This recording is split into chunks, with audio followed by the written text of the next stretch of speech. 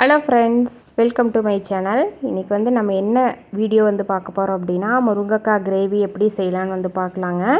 பருப்பெல்லாம் எதுவும் இல்லாமல் சிம்பிளாக ஒரு 3 இன்க்ரீடியண்ட் வச்சு முருங்கைக்காய் கிரேவி வந்து செய்கிறது எப்படின்னு வந்து பார்க்கலாங்க. இப்போ முருங்கைக்காய் வந்து முருங்கைக்காயாக 3 எடுத்துருக்கேங்க. 2 தக்காளி, 2 பல் பூண்டு வந்து தட்டி வச்சுருக்கிறேன்.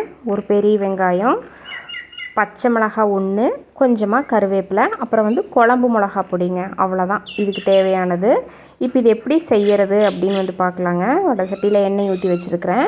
எண்ணெய் காஞ்ச உடனே கடுகு கருவேப்பிலை எல்லாம் தாளிச்சிக்கோங்க. நான் கடுகு சேர்த்திக்க மாட்டேன், அதனால் நான் வந்து டைரெக்டாக வெங்காயம் வந்து போடுறேங்க. வெங்காயம் பூண்டு இதெல்லாம் வந்து போட்டு தாளிக்கிறேன்.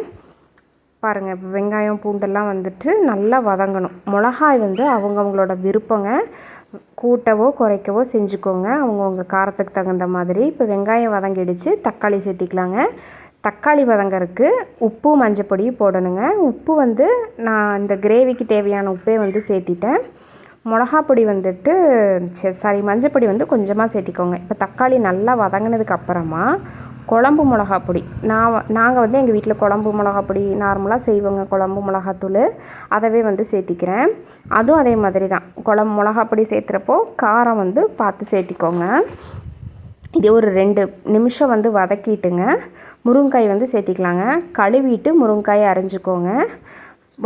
அரிஞ்சிட்டு கழுவ வேண்டாம். இப்போ நல்லா வந்து பெரட்டி விட்டுட்டு அந்த முருங்கைக்காயும் சேர்த்து ஒரு பெரட்டிட்டுங்க தண்ணி ஊற்றி மூடி வச்சிடலாம். அது வந்து ஒரு 7லேருந்து 8 நிமிஷம். அதாவது ஒரு முருங்கைக்காய் வந்து கொஞ்சம் இலை முருங்கைக்காயாக இருந்ததுன்னா சீக்கிரம் வெந்துடும், கொஞ்சம் முத்துனதாக இருந்ததுன்னா கொஞ்சம் லேட் ஆகுங்க. அது தகுந்த மாதிரி அது வேகணுங்க. நான் வந்து இலை முருங்கைக்காய் தான் எடுத்துருக்கிறேன், அதனால் எனக்கு இது வந்து ஒரு 7 நிமிஷம் வந்து வதங்கினா போதுங்க. இப்போ பெரட்டி உப்பு காரம் எல்லாம் பார்த்துட்டு மூடி வச்சிடலாங்க. இதோடையே சாப்பிட்றலாங்க. உங்களுக்கு வேறு எதாவது தேவைப்பட்டது அப்படின்னா தயிர் மட்டும் இருந்தால் போதுங்க, சூப்பராக இந்த சாப்பாடு வந்து இருக்கும். பாருங்கள், இப்போ முருங்காயெல்லாம் நல்லா வெந்துருச்சு. இந்த டைமில் இன்னும் கொஞ்சம் தண்ணியை ட்ரையாக விட்டுட்டு நீங்கள் தேங்காய் சேர்த்திக்கலாம். எனக்கு வந்து இந்த தண்ணி மாதிரி வேணும் அப்படிங்கிறதுனால நான் இந்த டைமில் ஆஃப் பண்ணிடுறேன்.